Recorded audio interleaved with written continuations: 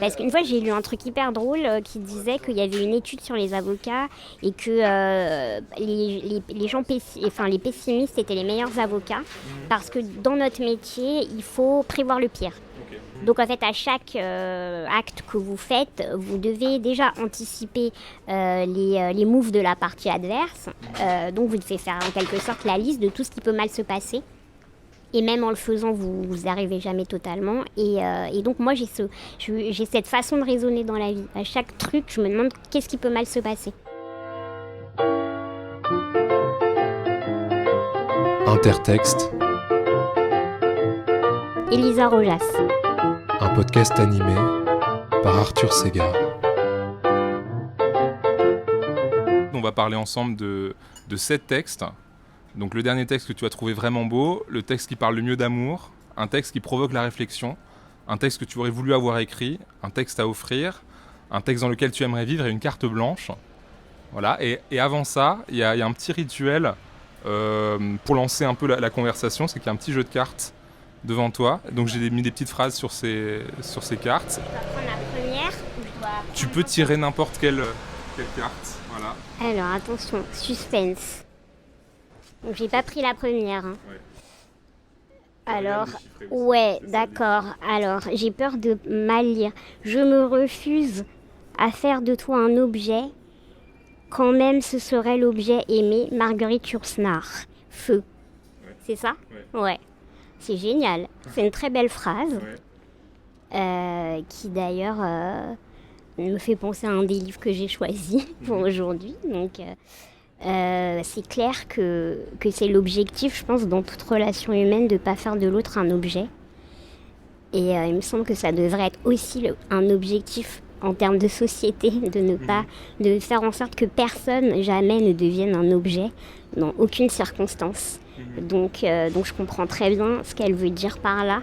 Et je pense que c'est quelque chose, une exigence qu'on doit essayer d'avoir en tête constamment dans nos relations. Et est-ce que tu y parviens dans tes relations à ne pas objectifier l'autre ? Parce que là aussi c'est intéressant, c'est l'objet aimé, donc c'est pas forcément un objet sexuel, c'est pas forcément des objectifications auxquelles on pourrait penser, c'est peut-être même aimer quelqu'un intrinsèquement, c'est l'objectifier. Est-ce que toi tu arrives à sortir un peu de ça ?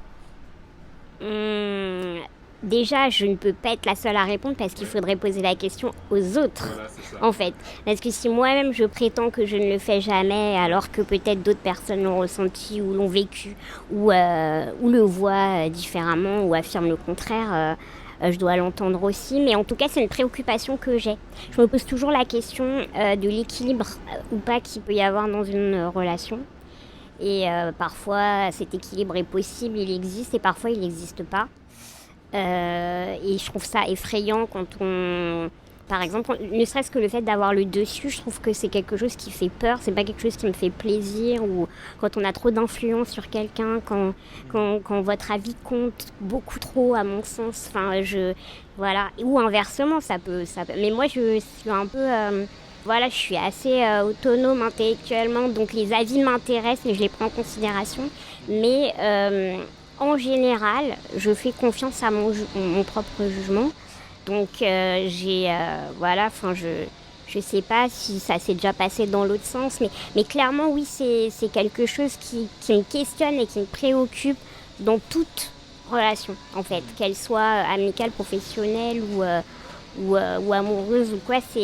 Pour moi, c'est la question centrale, parce que c'est la question du pouvoir. Oui. Donc forcément, c'est un thème important et intéressant. Super, j'ai l'impression qu'on va parler un peu de ces questions-là dans la suite, dans les textes que tu as choisis. Alors je prends juste un petit peu de café. Alors c'est quoi le dernier texte que tu as trouvé vraiment beau ? Alors, en fait, déjà, je précise que je suis la personne certainement la moins bien placée pour un podcast comme celui-là. Donc, c'est pour ça que j'ai accepté. C'est parce que ça me demande un effort que j'ai pas l'habitude de faire et que peut-être que ça correspond pas très bien au rapport que j'ai à l'écriture. Non, pardon, à la lecture. À l'écriture, c'est autre chose. Oula, le lapsus bizarre. Non, c'est à la lecture. En fait, déjà, moi, je suis pas une grande lectrice. En termes de volume, certainement que je ne lis pas assez. C'est pas un réflexe chez moi, parce que la lecture est vraiment associée au travail. aux études et au travail. Oui. Quand on fait du droit, on lit par nécessité, en fait. Donc c'est une lecture qui est spéciale parce que c'est utilitaire, c'est une lecture où on cherche des informations importantes dans des textes qui sont parfois denses, difficiles, etc. Et du coup, j'associe beaucoup la lecture à un devoir, en fait, plus qu'à un plaisir. Voilà, pour moi, les plaisirs se trouvent un peu ailleurs, dans les conversations, dans les rencontres, plus dans les rapports humains que dans la lecture. Et c'est vrai qu'entre aller boire un verre ou lire un livre tranquillement chez moi, pour moi la question elle se pose même pas. Direct je sors en fait. Donc voilà. En plus j'ai une très mauvaise mémoire de ce que j'ai lu. Je suis incapable à chaque fois qu'on me demande de faire des listes de références, etc. Je sais pas pourquoi, mais vraiment j'imprime difficilement ce que j'ai lu. Alors que par contre j'ai une mémoire auditive qui fait que je me souviens parfois extrêmement bien de ce qu'on m'a dit. Et il y a des phrases en fait que je n'oublie jamais et qui restent et qui ouvrent des réflexions beaucoup plus profondes et beaucoup plus longues et intenses que ce que je lis. Alors peut-être que je lis pas les bonnes choses, je sais pas, mais en tout cas le fait est que ça part rarement d'une lecture. Oui. Mais par contre d'une rencontre et d'une conversation, ça oui. Ça m'ouvre beaucoup de champs. Je trouve que chaque personne est un monde à part entière et ça, je trouve que c'est fascinant. Donc, j'ai quand même fait un effort de mémoire. C'était un peu le devoir, du côté du devoir peut-être. Oui, voilà, du côté du devoir. Et ces 2 dernières années, moi je dirais que le texte le plus beau que j'ai lu, je l'ai lu pendant le confinement. Ouais. Pendant le premier confinement en mars 2020. Et j'ai eu la chance de l'avoir eu sous la main à ce moment-là, vraiment. C'est Correspondance amoureuse. Entre Nathalie Clifford Barnet et Liane de Pougy. Donc c'est comme son nom l'indique, des lettres d'amour entre elles deux. Et vraiment j'ai adoré ce livre, j'ai adoré les lettres de Nathalie. Et il se trouve que pendant le confinement, c'était aussi la période durant laquelle j'ai relu les épreuves de mon propre livre.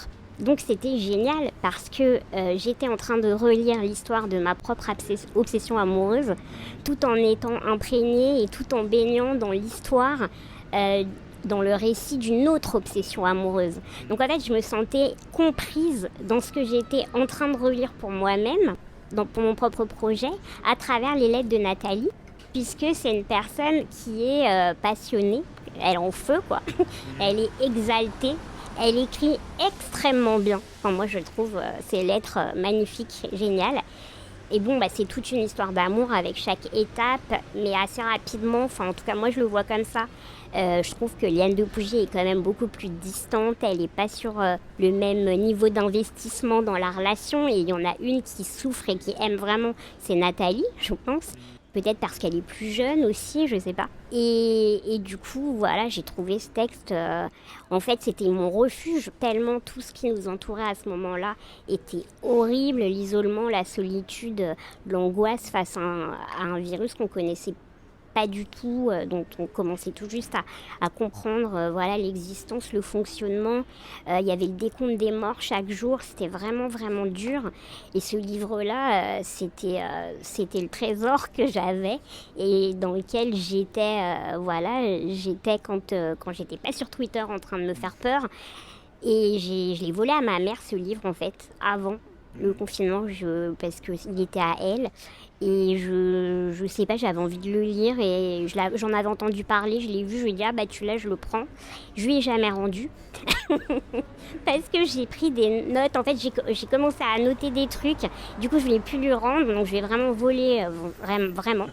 Et j'en suis très contente. Et il faut le lire parce que c'est juste beau. Et j'ai plein de lettres. Il y a plein de lettres que j'adore, et notamment à la fin, dans les adieux aussi, je trouve que elle écrit des choses. C'est difficilement descriptible. Ce qui est beau est difficilement descriptible. C'est vraiment. C'est une personne qui est entière. En tout cas, moi, c'est ce que je ressens quand je la lis. Et puis, c'est une très forte personnalité. Et puis, c'est à une époque aussi où elle a une liberté. Dans la façon dont elle conçoit sa relation, dans la façon dont elle résonne autour du genre et évidemment de l'orientation sexuelle et du lesbianisme, où on se dit il y a quand même toujours eu à toute époque des gens qui au fond avaient une longueur d'avance en fait sur leur temps. C'est un peu ça l'impression qu'on a quand on lit les lettres. Puis il y a un aspect aussi social parce qu'elle elle a la chance d'être très riche.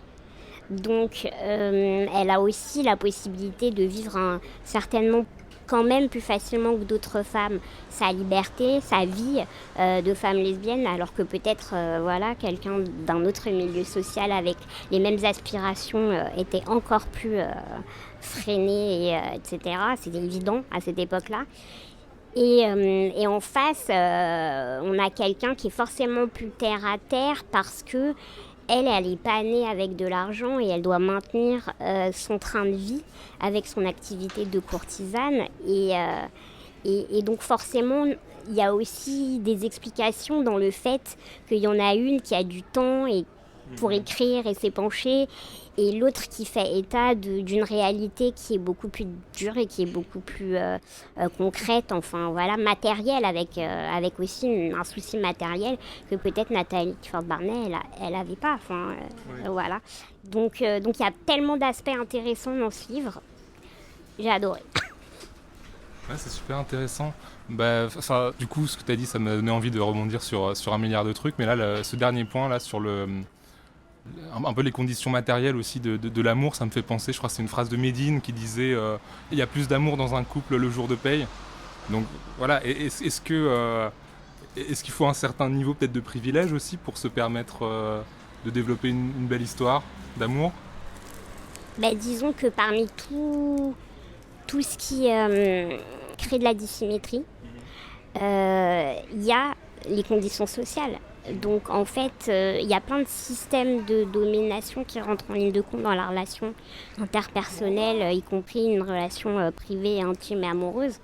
Donc si c'est pas l'âge, ça peut être l'argent. En effet, par exemple, pour en prendre que deux, mais il y en a beaucoup plus en fait. Et si vous venez pas du même milieu social, ce sera forcément une question latente. Du début jusqu'à la fin, vous trouvez les ajustements que vous arrivez à trouver ou pas, parce que parfois ça peut être une raison qui fait que ça ne fonctionnera pas, mais c'est clairement, ça crée une dissymétrie, c'est sûr. Et est-ce que ça crée aussi, par rapport à la carte que tu as tirée, une forme d'objectification d'un côté ou de l'autre ? Comme les gens sont multiples, il y a plusieurs angles qui peuvent créer de l'objectification. En fait, le truc qui est intéressant, qui est présent dans le livre, qui est présent peut-être dans mon livre, et qui est présent aussi d'ailleurs dans un autre livre que j'ai lu après, qui est, je ne veux pas me tromper, La rose la plus rouge s'épanouit, en fait, de Liv alors je ne sais pas dire son nom, la pauvre, Stromkist, c'est ça ? Ouais, en fait, à un moment, il y a un passage que j'ai trouvé hyper intéressant où elle explique ce qui se passe dans une relation où il y a l'une des personnes qui soit n'est pas amoureuse, soit n'est plus amoureuse, soit n'est peut-être pas au même niveau d'amour ou même puissance, ou je ne sais pas comment on peut appeler ça. C'est qu'en fait, la personne qui continue à nourrir la flamme, elle se nourrit de son propre amour, en fait. Et ce qui la satisfait, c'est la fidélité qu'elle a à son propre sentiment et qui est du coup déconnectée de ce qui se passe en face. Voilà. Donc, on peut dire que c'est une forme d'objectification, peut-être, qu'il y a quelque chose de cet ordre-là dans la passion amoureuse et dans l'obsession surtout. Parce que c'est quelque part, il y a un aspect obsédant. C'est sûr. Oui, une fidélité qui est plus par rapport à soi et à son propre sentiment que par rapport à l'autre. Exactement. Ouais. J'ai trouvé cette idée-là extrêmement intéressante. Et en plus, elle souligne aussi le fait que ça n'a pas toujours été moqué, que ça n'a pas toujours été dévalorisé, le fait d'être fidèle à soi-même, dans son amour, même non partagé. Alors que nous, on est dans une époque où les gens vous disent « mais ça va pas ». C'est toi qui as un problème en fait. Si t'aimes quelqu'un qui t'aime pas, le problème vient de toi. Et elle relativise ce discours-là en disant qu'il y a eu des époques où le fait de nourrir, par exemple, une passion comme ça, épistolaire, comme Nathalie Clifford-Barnet, ça pouvait ne pas être dénigré, mais ça pouvait montrer sa fidélité à elle-même, sa force de caractère, son caractère passionné. Enfin, ça pouvait être interprété comme quelque chose de positif, en fait. Voilà, donc j'ai trouvé l'idée aussi intéressante. Et ça m'aurait beaucoup aidé à l'époque où moi-même j'étais dans ce registre-là. On va plus ou moins rester quand même dans le sujet, puisque quel est pour toi le texte qui parle le mieux d'amour ? Oui, donc j'étais dans la difficulté parce que j'avais déjà choisi d'entrée de jeu un livre d'amour. Donc moi j'aurais plutôt dit une chanson. Mais ça reste difficile parce que des chansons d'amour, il y en a tellement. Donc il y a beaucoup d'hésitations autour de ce choix. J'ai toujours envie de caser George Michael quelque part. Edith Piaf aussi sur l'amour quand même. Mais je me suis dit, en fait, je vais prendre la chanson qui est interprétée par Bette Midler, qui s'appelle The Rose, avec mon accent super. Et en fait, c'est une chanson qui est écrite aussi par une femme, qui s'appelle Amanda McBrown. Donc j'ai fait des recherches pour, en plus, essayer de comprendre. Elle a gagné 2 prix quand même, cette chanson. Et elle a été écrite l'année de ma naissance, comme quoi il n'y a pas de hasard dans la vie, en 1979. Et je trouve que c'est une magnifique chanson, les paroles sont superbes. Et c'est plutôt, pour le coup, à l'inverse du livre Correspondance amoureuse, c'est sur la difficulté d'aimer et d'être aimé, la peur de l'amour, en fait. Mais voilà, cette chanson, je pense qu'elle mérite la reconnaissance et les prix qu'elle a reçus.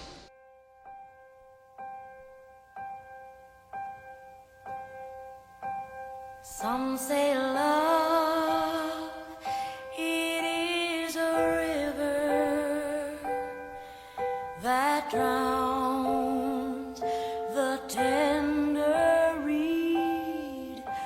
Some say love, it is a razor that leaves your soul to bleed.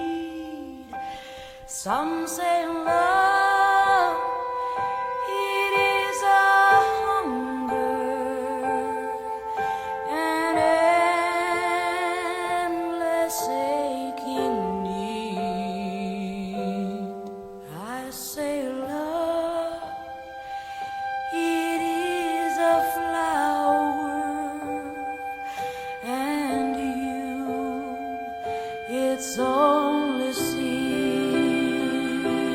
Pas mal ces métaphores là au début. Donc l'amour c'est quoi ? C'est une rivière, c'est une lame de rasoir, c'est une hunger, une faim. L'image est très belle de la souffrance associée à l'amour.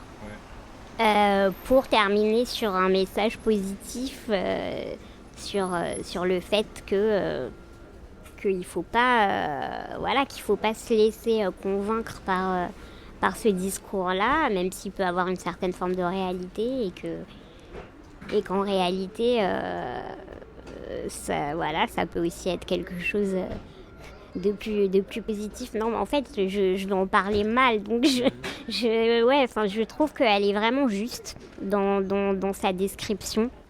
Ouais, il y a une phrase qui est... Enfin, elles sont toutes belles, donc c'est vraiment...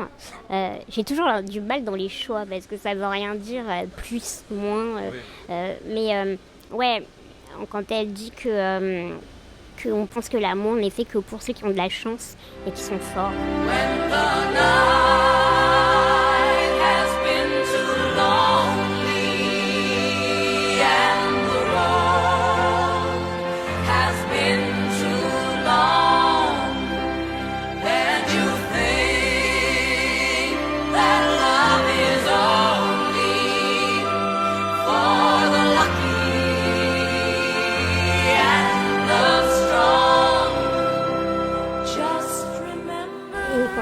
Pas au top.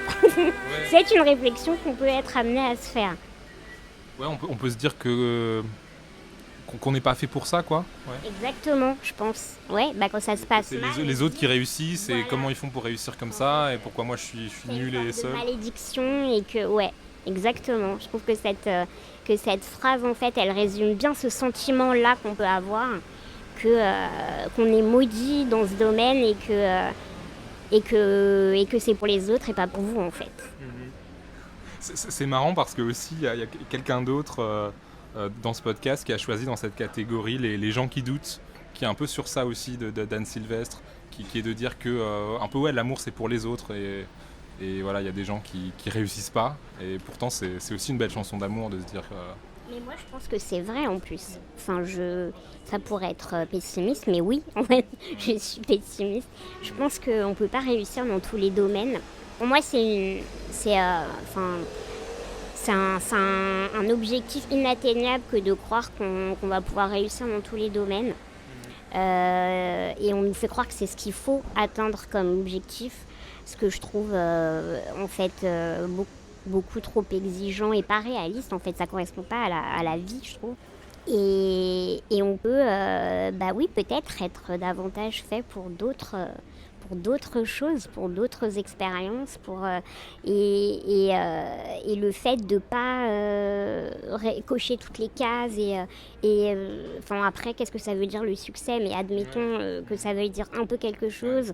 On peut pas à la fois avoir et une vie professionnelle réussie et amicalement tout va bien et amoureusement c'est nickel, ça c'est faux, ou alors ça dure 5 minutes.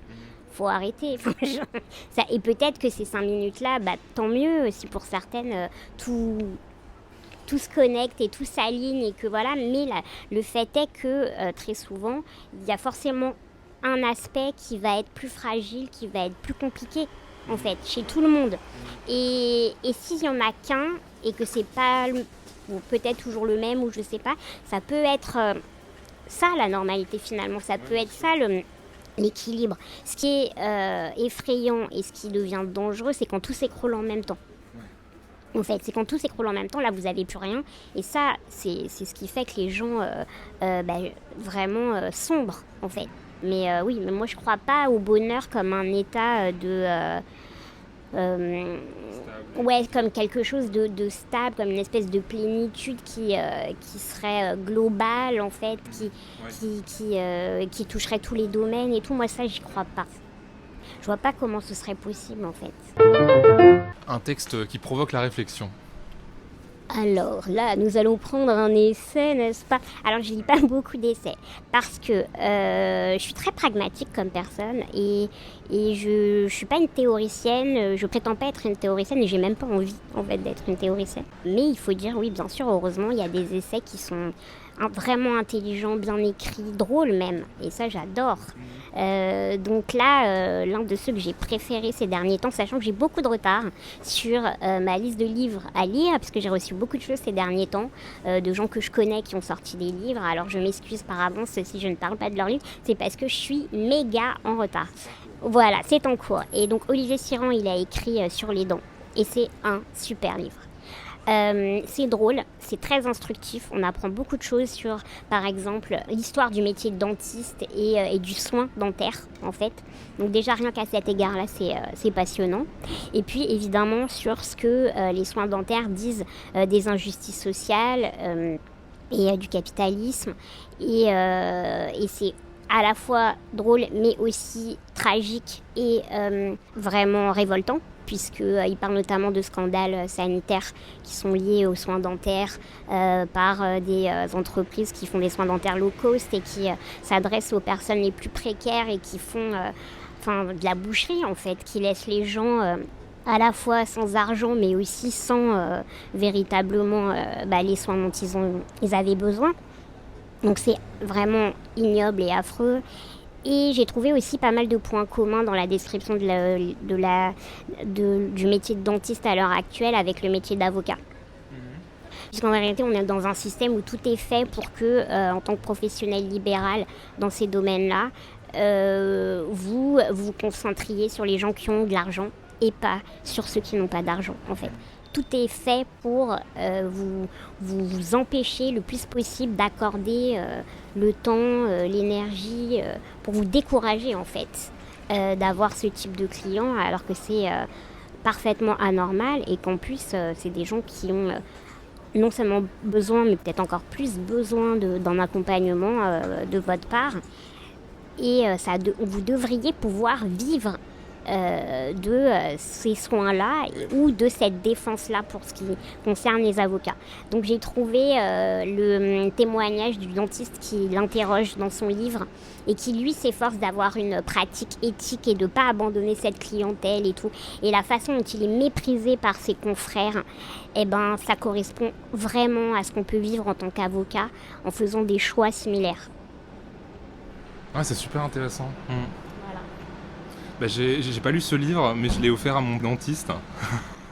Et donc, du coup, ça il n'était pas d'accord avec tout, il me semble, mais bon, il a bien aimé. Et en effet, c'est vrai que il me dit il y a certains soins qui lui coûtent en fait à faire parce qu'il y a des réglementations qui font que par rapport aux prothésistes qui lui facturent une certaine somme, en fait, non seulement il gagne pas d'argent, mais il en perd en fait en prenant le temps de poser certaines certaines couronnes, etc. Ouais, donc c'est intéressant. Il est Ouais. génial. Faut que tu le lises parce qu'il est top. Je l'ai conseillé aussi à beaucoup de gens et j'ai que des retours positifs. Ma mère qui est quelqu'un de très difficile parce qu'elle lit beaucoup justement, donc elle a forcément plus d'éléments de comparaison, etc. Elle a beaucoup aimé aussi. Oui, et ce fait qu'en effet, l'accès aux soins et du coup peut-être l'accès à la défense aussi, qui est dans un modèle en fait capitaliste, et alors qu'il devrait peut-être y avoir quelque chose comme un service public qui prenne vraiment bien ça en charge, alors que c'est pas toujours le cas, quoi. Bah, de toute façon, tout est fait. Par exemple, moi je peux parler que de ce que je connais en droit. Pour vous orienter vers la défense des entreprises, pour vous orienter vers la défense sur les matières droit des affaires, droit fiscal. C'est vraiment les matières qui sont valorisées en fait à l'université. Ce sont les matières où ils créent des filières d'excellence, etc. Bon, déjà la filière d'excellence, sur le principe, moi je suis pas d'accord. Mais en plus de ça, il se trouve que c'est ces matières-là qui sont mises en avant en fait. Et ça veut bien dire ce que ça veut dire. Ça veut dire qu'en tant qu'étudiant et après en tant que professionnel, vous êtes encouragé à vous diriger là-dedans. Et de fait, si vous voulez vivre de votre métier, c'est vrai que vous avez plutôt intérêt à défendre ceux qui ont de l'argent. C'est la réalité. Sinon, vous allez, en termes en tout cas financiers, être plus proche des gens que vous défendez, au sens où vous n'allez pas pouvoir, c'est évident que vous n'allez pas pouvoir demander des sommes faramineuses à des gens qui n'ont pas les moyens de payer. Donc et si vous acceptez ça, vous condamnez vous-même à avoir un revenu moindre. Mais ce qui est encore plus grave, parce qu'à la limite, si c'était juste gagner moins, si votre objectif dans la vie, c'est pas de devenir riche, ce serait pas si grave que ça serait un choix. Mais là, ça va au-delà de ça. C'est-à-dire qu'on fait tout pour que cette défense-là soit impossible, pour que vous finissiez perdant financièrement, pour que vous travailliez à perte, en fait, et que vous finissiez par vous dire non, mais en fait, je peux pas continuer comme ça, et il va falloir que je donne ma force de travail aux gens qui ont de l'argent et et en plus, en général, quand vous faites ça, le but, c'est de les aider à en gagner plus. Donc, c'est déjà des gens qui ont de l'argent, dont le but, alors que les personnes qui n'ont pas d'argent, non. Le but, c'est de régler des problèmes extrêmement concrets et de leur permettre de garder ce dont ils ont besoin juste pour pouvoir exister, pour pouvoir subsister, leur travail, leur logement, etc. Pour moi, ça a 1000 fois plus de sens. Mais le souci, c'est que, vous pouvez pas en vivre, en fait. Moi, je trouve que dans notre métier, ce qui est terrible, c'est que ceux pour qui ce métier fait totalement sens, la question du sens ne se pose pas, ne peuvent pas en vivre. Et ceux qui en vivent très bien se posent la question du sens parce qu'ils vont travailler et ils savent au fond d'eux, pour certains, pour les plus conscients, que ce qu'ils font n'a pas de sens. Il faut choisir entre le sens de ce qu'on fait et gagner de l'argent, quoi. Ouais. C'est ça. Moi qui suis dans la recherche, c'est aussi des questionnements qui me parlent, quoi. Oui. Ouais. Mais je pense que c'est sans doute transposable à tous les secteurs professionnels, en fait. C'est le capitalisme qui veut que vous fassiez ce choix. Le sens ou l'argent. Voilà. Un texte que tu aurais voulu avoir écrit. Alors ça a été très facile parce que c'est vraiment la réflexion que je me suis faite dès que j'ai refermé le livre en question. S'il y a des gens encore qui ne connaissent pas ce livre, alors là vraiment, j'en ai tellement parlé et tout, je vous jure, ça vaut le coup de l'acheter. C'est Journal d'Édouard, Hamster nihiliste, 1990-1990. C'est un frère et une sœur qui l'ont écrit ensemble, en anglais apparemment, puisqu'il y a indiqué que c'est une traduction sur la version française. Et traduit aussi du langage hamster. Ouais, d'accord, ok. Ouais, évidemment, c'était important. Et du coup, c'est tout ce que j'aime, en fait, parce que c'est un détournement, déjà, parce que c'est un détournement d'un livre d'enfant, parce que quand vous le voyez rapidement, vous dites « Ah, c'est un livre pour enfants ». Et puis rapidement vous dites ah non peut-être pas parce qu'il y a des indicateurs, la couleur noir et blanc c'est rare pour un livre pour enfants, le titre nihiliste bon c'est pas forcément un vocabulaire qu'on utilise pour les enfants, donc là vous vous dites que c'est peut-être pas ça et en fait évidemment c'est pas ça, c'est un livre pour adultes. Déjà l'idée de départ j'adore, c'est hyper drôle et tout en étant profond et moi c'est ce que je préfère quand on arrive à allier les deux.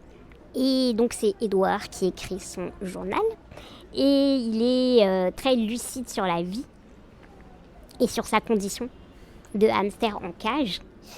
Et il est révolté, mais il est aussi un peu dépressif quand même.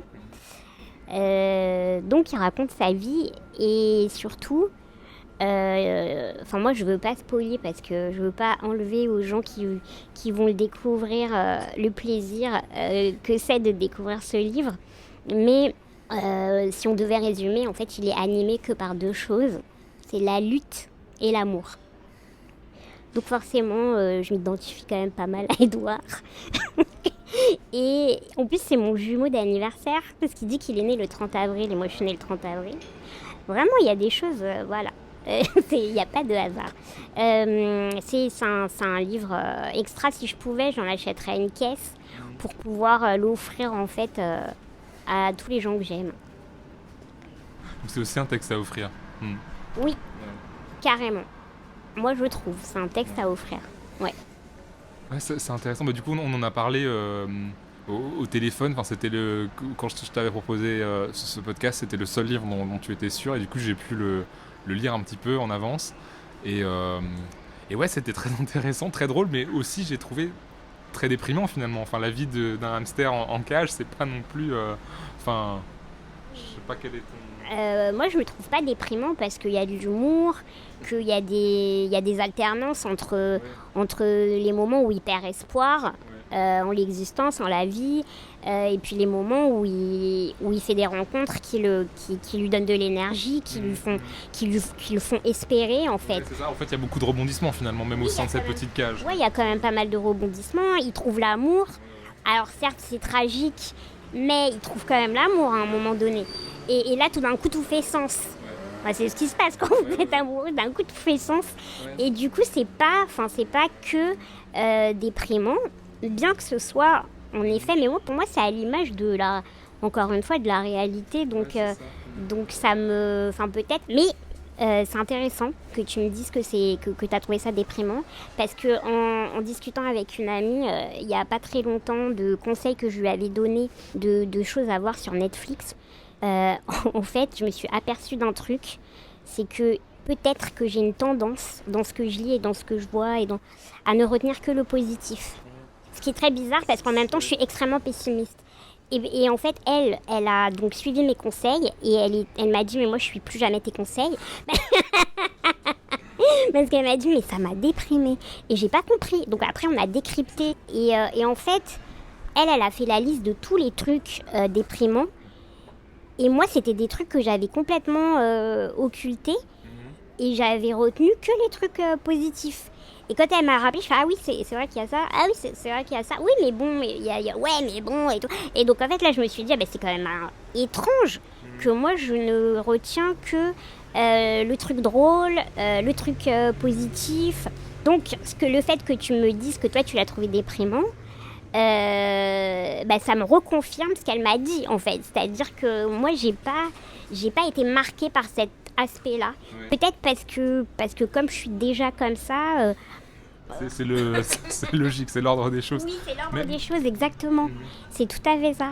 Mais en fait, un truc auquel j'ai pensé quand tu as résumé en disant à un moment il rencontre l'amour et ça fait sens, et par rapport à ce qu'on disait juste avant sur le sens, en fait c'est peut-être un peu ça qui est déprimant, c'est que pendant toute une partie du livre, il est là dans sa cage avec la roue et la paille, et tout son monde c'est ça, et voilà, et justement pourquoi il est nihiliste, parce qu'il se dit à quoi bon tout ça, je suis dans une roue, je tourne, tout mon monde c'est une petite cage, rien ne fait sens, et voilà, et justement à la fin il y a peut-être un peu de sens qui apparaît, mais voilà, c'est peut-être ça qui est déprimant, l'absence de sens au final.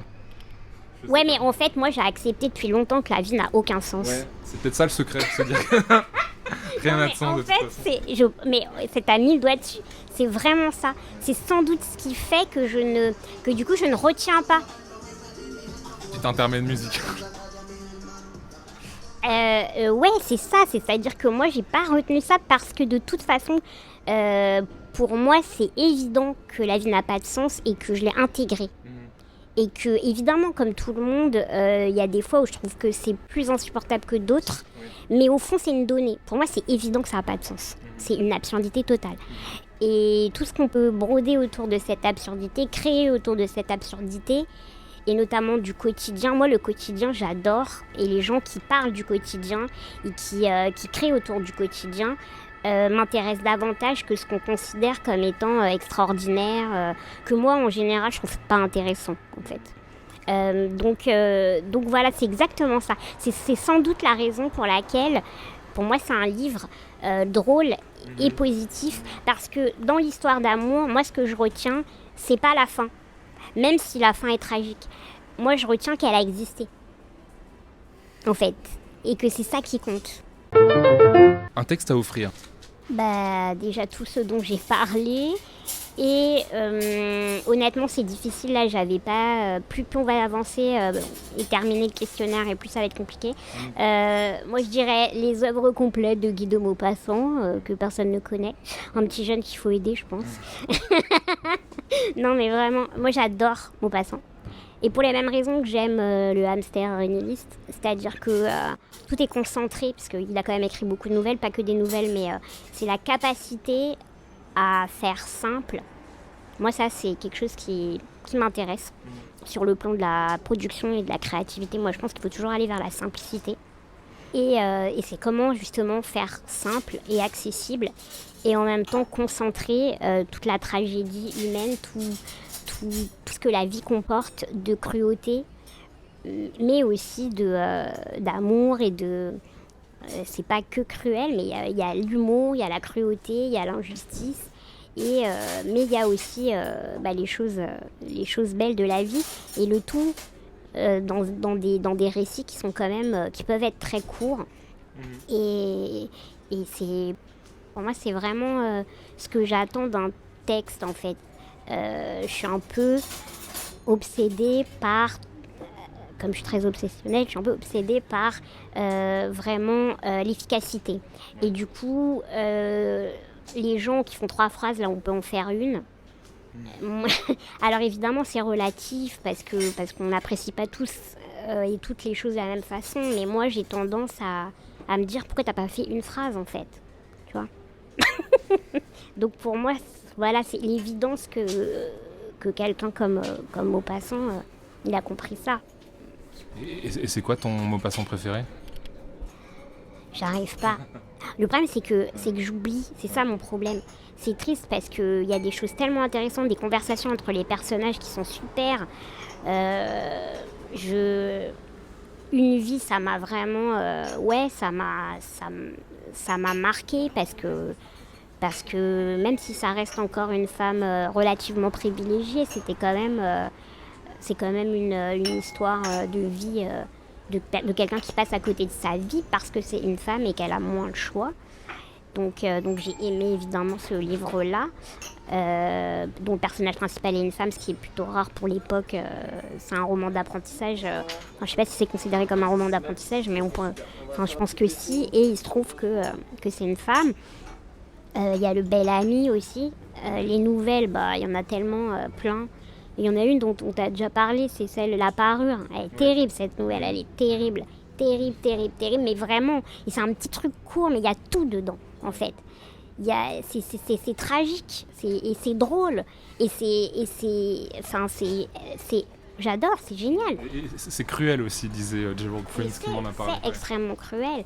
Et c'est là où on se dit à la fin, mais comment c'est possible que tous les sacrifices que le personnage a fait pour rembourser La Parure, et tout ça à partir d'une idée fausse qu'elle a des gens riches.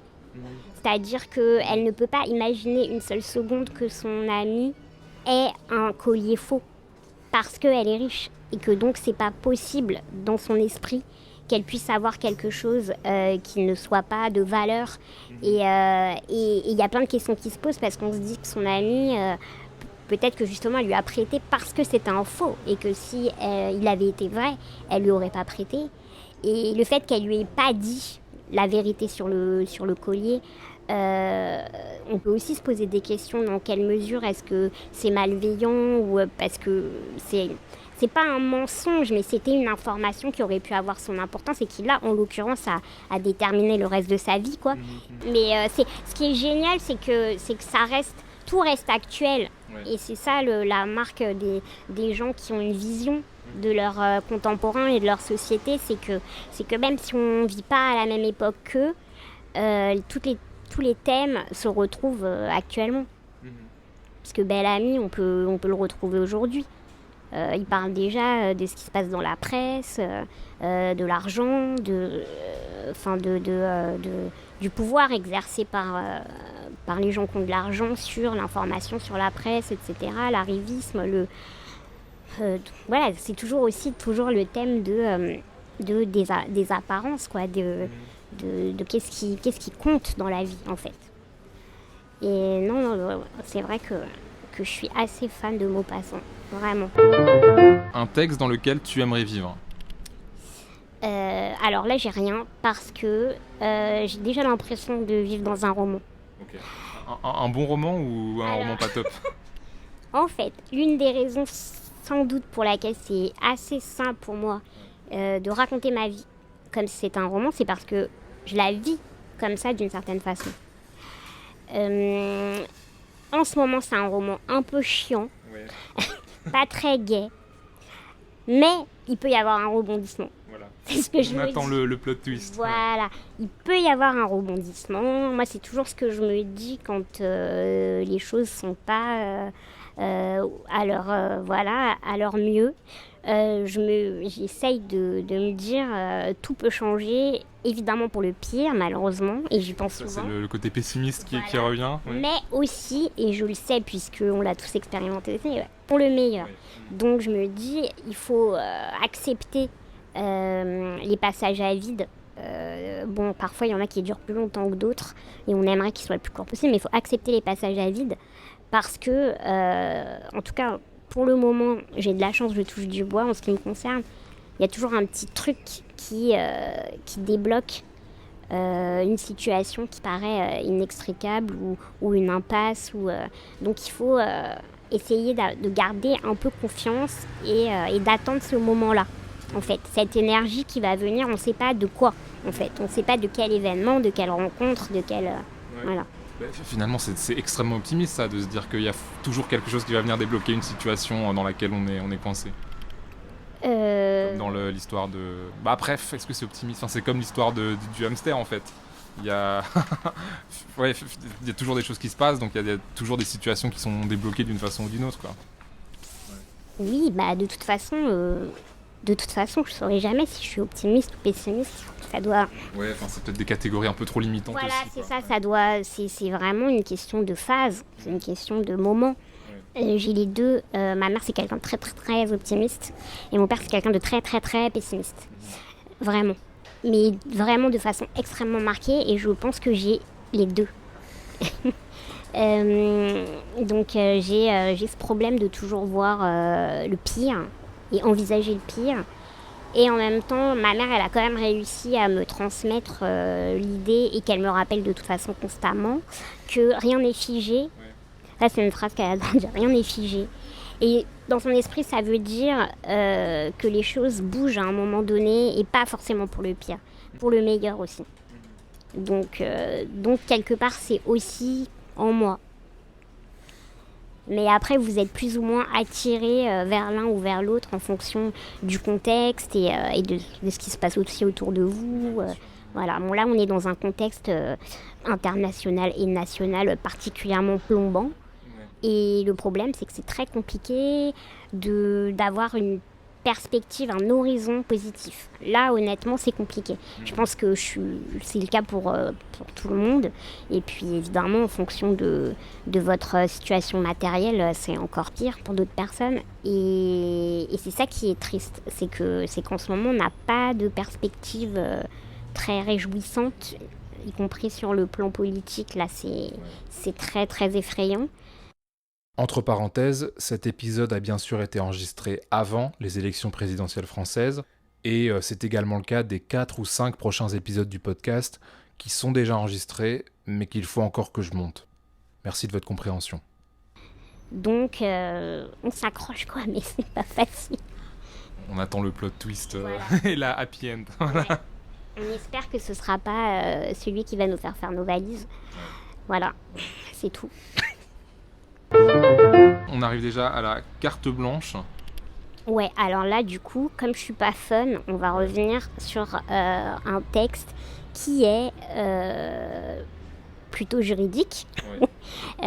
C'est les travaux, les rapports de l'ONU sur la France au regard de son respect de la Convention internationale relative aux droits des personnes handicapées. Et en fait, ce sont des textes importants. Et si seulement tous les gens qui travaillent sur le handicap, et notamment les journalistes, pouvaient les lire, ils sont relativement courts. À chaque fois, ça fait une 20aine de pages.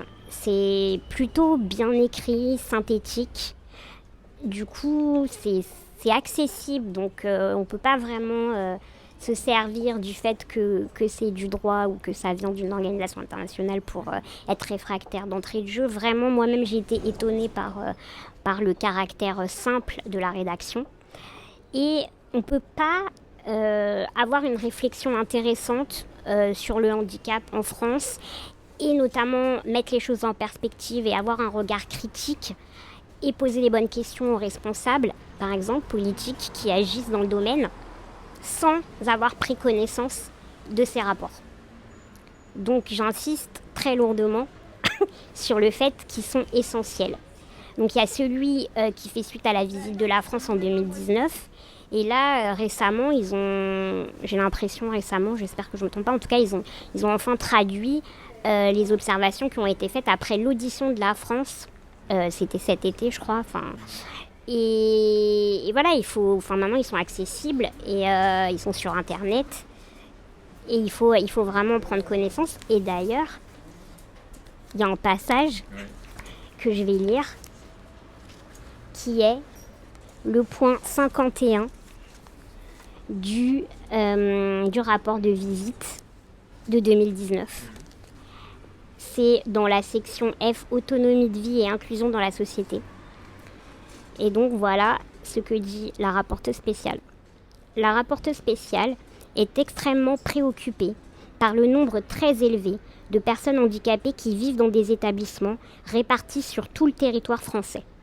Environ 100 000 enfants et 200 000 adultes handicapés résident dans une grande variété d'institutions. La plupart de ces dernières reçoivent un appui financier de l'État et sont dirigées par des organisations à but non lucratif, y compris des organisations de parents. Bien qu'elles diffèrent par leur taille, leur dénomination et leur organisation, ces institutions restreignent toutes les libertés des personnes handicapées, les séparent et les isolent de la collectivité, leur ôtent le choix et le pouvoir de décision en matière de lieu de vie et de mesures d'assistance, et les restreignent considérablement dans leur prise de décision au quotidien. Voilà, c'était le point désinstitutionnalisation. Et on ne peut pas faire plus clair que ça. Voilà. Et donc tout le monde devrait lire ce rapport de l'ONU ? Oui, dans l'idéal, tout le monde. Mais évidemment, si vous êtes amené à travailler sur ces questions, encore plus. Et moi, je pense que les journalistes surtout devraient le faire. Et je le sens, enfin, je me trompe peut-être, mais je le sens bien dans les questions qu'ils l'ont pas. C'est pas assez travaillé. T'as l'impression que les journalistes travaillent pas assez ce sujet-là et comprennent pas assez les enjeux du handicap en France ? Dans la mesure où je sais aussi dans quelles conditions ils sont amenés à travailler. Oui, ça c'est un peu ce qu'on disait tout à l'heure sur la précarisation et voilà, une structure. Parce que on sait bien où sont les difficultés d'exercice, le temps, déjà le peu de temps pour pouvoir terminer un sujet. Le fait qu'il y a de moins en moins aussi de spécialisation. Et en fait, quand vous êtes spécialisé, forcément, vous êtes en capacité de problématiser davantage les choses. Quand vous n'êtes pas spécialisé et que vous êtes obligé d'emmagasiner un nombre important d'informations que vous avez du mal à comprendre, parce qu'en plus, même pour des gens concernés, c'est complexe. Donc, du coup, c'est normal que vous restiez à la surface, c'est normal que vous ne sachiez pas pointer les enjeux, les questions, en fait. Mais c'est aussi dommageable. Parce que ça nous empêche d'avancer dans la discussion, et surtout quand il y a des interviews de responsables politiques qui ont du pouvoir et qui sont en train d'agir dans le domaine, de ne pas être capable de parler de ce rapport, par exemple, à la secrétaire d'État chargée au handicap, Sophie Cluzel, quand elle ment, en fait, sur ses réalisations et sur son bilan. Forcément, c'est préjudiciable à toutes les personnes concernées. C'est dans ce sens-là, en fait, que j'insiste sur ces documents-là. Voilà. Très bien, merci beaucoup. Lisez tous le rapport ce rapport de l'ONU. De toute façon, tous les textes sont rappelés en description. Et merci beaucoup, Elisa. Merci à toi. Ce que n'a pas dit Elisa Rojas dans cet épisode, ou alors elle y a seulement fait une allusion discrète, c'est qu'elle a publié un excellent livre aux éditions Marabout en 2020 qui s'appelle Mister T et moi, qui est très drôle, très intelligent, que je ne saurais trop vous recommander. Si je devais répondre en ce moment à mon propre questionnaire, je le choisirais sans doute dans la catégorie le texte qui parle le mieux d'amour. La correspondance amoureuse de Nathalie Clifford Barnet et Liane de Pougy est parue chez Gallimard en 2019 dans une édition établie et annotée par Suzette Robichon et Olivier Wagner. The Rose, une chanson écrite par Amanda McBroom, a été interprétée par Bette Midler en 1979 pour la bande originale du film du même nom, donc The Rose. Sur les dents d'Olivier Siran est paru à la Découverte en 2021. Journal d'Édouard Hamster Nihiliste de Myriam Elia et Ezra Elia est paru chez Flammarion en 2013 dans une traduction de Rose Labourie. Les œuvres complètes de Maupassant sont disponibles chez de nombreux éditeurs, donc je me permets de vous renvoyer à la bibliothèque la plus proche, où on saura sans doute vous conseiller. Le rapport de la rapporteuse spéciale sur les droits des personnes handicapées, rédigé par Catalina de Vandas Aguilar, discuté lors de la 40e session du Conseil des droits de l'homme des Nations Unies, qui s'est tenue entre le 25 février et le 22 mars 2019, est en ligne, notamment sur le site de l'ONU, et le lien est en description. Intertexte est un podcast réalisé par Arthur Segar, illustré par Pauline Le Serre, et dont la musique est empruntée à John H. Lovekind. Envoyez cet épisode à vos amis, mettez 5 étoiles sur tous les sites de streaming, abonnez-vous, et je vous dis à très bientôt pour un nouvel épisode.